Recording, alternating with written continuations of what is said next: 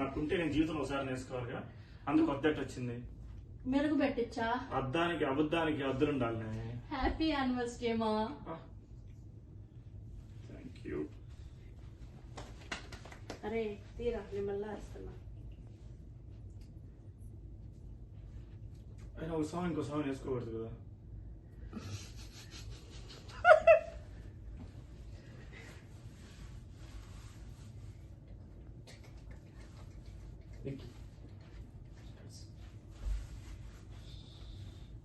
సరే ఒక్క బ్రేస్లెట్ తీసేసేది అన్ని వేసుకుంటాను, కానీ ఇది దాన్ని నేను వేసుకున్నట్టు ఉంది చిన్నగా.